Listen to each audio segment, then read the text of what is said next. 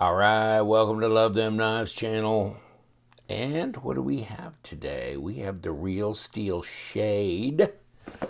Got this. White Mountain Knives has them. And this is bronze. This is got bronze hardware. I think it's just bronze PVD coated. And then steel frame back here. It's a frame lock. And then a black G10 on the front. Obviously, you can move this pocket clip from front to back. And I moved the pocket clip. It came with it on this side. Check the picture out, even online. Yeah, it's on the presentation side. So that's the way I got it. And I go, no. So I switched it around. $62. Use LTK as your discount code for 10% off on White Mountain Knives, and I'll give you the link below. But so that'll put you at what, $57 all in, somewhere in there. And then here's your total. That doesn't give you your total length. It gives you closed length of 4.5, blade length 2.5, D2 tool steel, and it's got titanium coated stainless handle with bronze anodized hardware. And you can get it without that as well. You can just get it steel. So however you want to go with that. And it's a little less expensive, by the way. So you'd be in the low 50s if you just got the regular silver one. And it comes in this box here. And of course, the nice thing about Real Steel is, well, I got a combination of stuff here. I don't know why I got two patches. That's kind of weird. And microfiber cloth. And then they actually do give you paperwork that talks about the actual knife. And it's 6.7 inches overall length, 3.77 ounces. Okay. So, I mean, that's nice. And, for something that's just right at the $50-something level, that's not too shabby. And here's your lockup. That's pretty heavy, isn't it? So that's 60% lockup. Disengage. I guess you just roll it out with your thumb and or middle finger, flick, and you can kind of adjust the tension on this because it's on washers. So, I mean, it's not bearings. It's not going to drop. It's not going to be real fidgety or any of that kind of stuff. It dropped a little bit, didn't it? I think I may have broke the screw loose when I was switching the pocket clip. So, can't remember if I really even took it all apart or just kind of adjusted it because it seemed a little stiff out of the box. And now at least I got it to where it'll flick open. And, not a big, long blade. And, of course, got a recurve in there, so you got that to consider. But fit and finish seems pretty decent on it. I mean, it's not an expensive knife. Reverse grip, of course, is comfortable, and it's really, more of a personal defense and tactical type knife. And no, I'm not big on this particular genre of knives, but there are a lot of people that like carrying them. And so got a big old wire clip that just slides down in your pocket, and that's real easy to do so because it's pretty springy here, you can tell. And let's run over these again real quick. And 2.5 at best at about 60 millimeters, and overall under 7 inches. 6.7 is correct, and 17 centimeters. And let's grab my caliper because we'll see about how slender it is in the pocket. 0.43 at almost 11 millimeters. So that's pretty slender in the pocket. And, 3.5 millimeter blade stock at 0.14. So, and will the knife be a knife? Come here, Mr. Paper. Okay. Yeah. All right. Yeah, it's got a pretty good factory edge to it. Check it out. You got jimping on top here. Wow. Is that the stop? Boy, that's pretty heavy, isn't it? Ooh. Yeah. That's something else. And then, of course, this is metal. And so I imagine it's steel. And you know what? Yeah, it is. There's a magnet there. So that's pretty hale and hardy. And it comes in quite a ways. So let's try this again. I mean, disengaging this lock bar, it's not the easiest lock bar to disengage. It's pretty stiff. So it's going to stay engaged. You're not going to be able to just accidentally just kind of push it away lightly. You're going to have to be fairly intentional with it. And see, it just doesn't drop after that. But, I mean, at least it breaks loose there and you can shut it that way. So, I mean, right hand, left hand, pocket carry, you got that. I mean, but if you're a lefty, then this is not the kind of lock bar setup you want. But if it's going to be a frame lock, it's pretty rare that you're going to get a left-handed frame lock, unless, I mean, they make some, and I know I've seen certain models come out in that, but it's not real common. Other than that, how about how light is it? And when they say 3.75, yeah, there you go, 3.75 ounces at 106 grams. So not terribly heavy, not terribly big.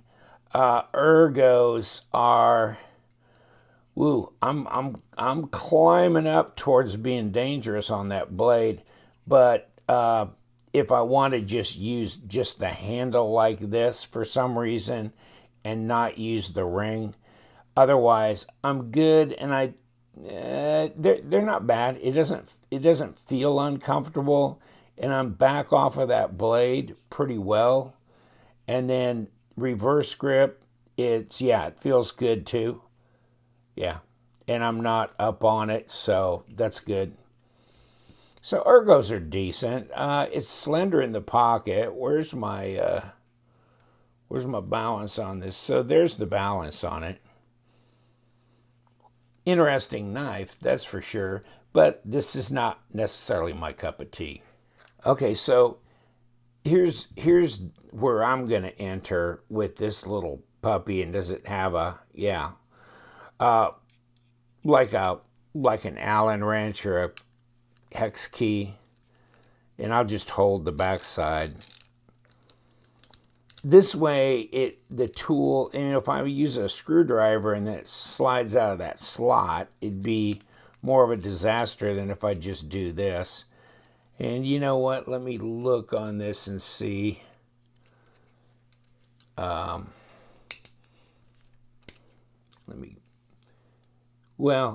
See which side screws into which side there, and let me check that out. I don't know if that makes much difference now. Okay, this is threaded on the inside. Okay, so this is good. This is the way to do it.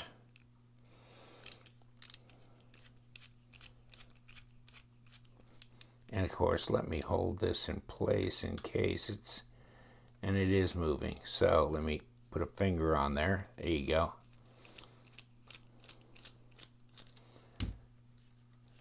Come on out of there, buddy. Okay.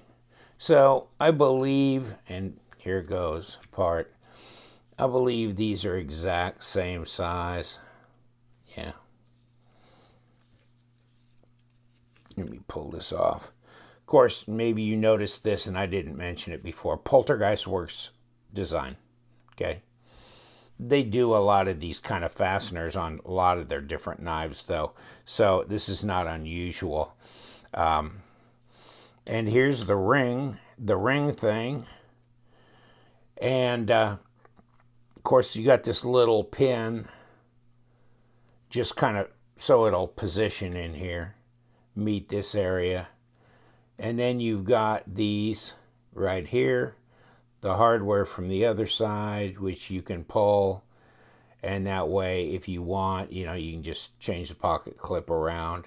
Take this one out and just move the pocket clip. Don't move that screw because slotted go to the front, all that kind of stuff.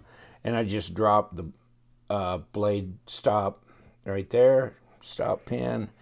And then we've got some kind of heavy white type grease on here with bronze washers. And do we have yeah, we got a synthetic in here too. So synthetic and bronze, yeah, that's what I've seen them do before as well. I don't know the science behind that, if that really makes any difference, or if it could have been just a little heavier bronze washer without this synthetic thing. But see, that bends, and that's, I don't think that's metal. I don't think that's metal. It could be, technically, it could be metal, but see if it's magnetic. And it's not magnetic. Kept thinking that was some kind of synthetic. But there you go. There's your washer setup. There's your detent ball here, and you can see that they have weight relieved the inside of that. And on the other side is just your G10 scale. And then, of course, your other set of washers. Okay, you want to note a couple of things here. See these holes on the front scale? Okay, they're D-shaped. They got a bump there and a bump there. And on this side, no bumpy. No bump. So here's the thing. Obviously, this is going to engage with this coming from behind, and like that. So it, your hardware's set up to where it has to come from the back. You can't mess this up, because if you try and put it through here, yeah, fine, but see, they only make it flat for so long. And so here's how it's going to sit.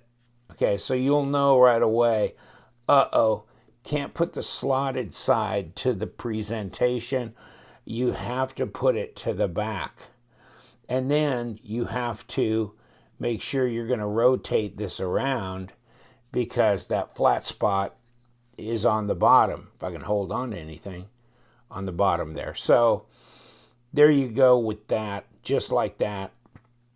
And so I think we had synthetic to the out and bronze to the up to the blade. And boy, they really snug over here, don't they? Yeah, they do. Okay. And then we'll put some of this on. I don't know if it's worth putting any lube on, but I guess I will. I guess it probably doesn't make a dime's worth of difference. Bronze kind of wears itself smooth after a while. And I don't know if I should have put any between the layers, but too late now. Now,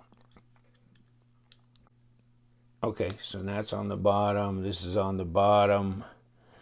Oh, well, we need bronze up here. And so I'm having to compress this. Lock. This will make it through the holes and get on the blade and everything else too. So, okay. So I got the lock compressed a bit. I got to get my stop in here somewhere, and that's got to be right here. And then the other, come on, get in there. The other is just this ring locator deal, like that. So let's push the ring down. much easier to take apart than to put together. And there we go. What insanity are we going to do now? We're going to try and hold everything together, aren't we? So let's see about that. And I'm pushing this washer out of whack. Come on, get your boys down. Come on. Get back on here. Okay, now. I think we're there. Now we just got to get these on here. And let's do that post-haste.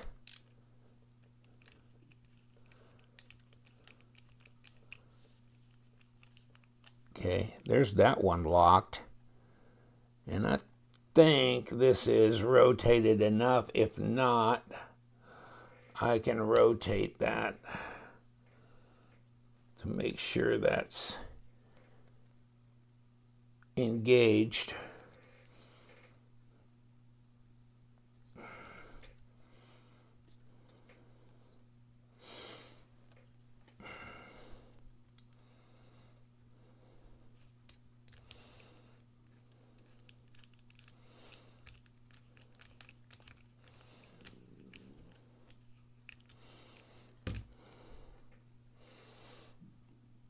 And it looks centered up, and I probably cranked it way too hard down here. Come on, let me get my lid back on my KPL.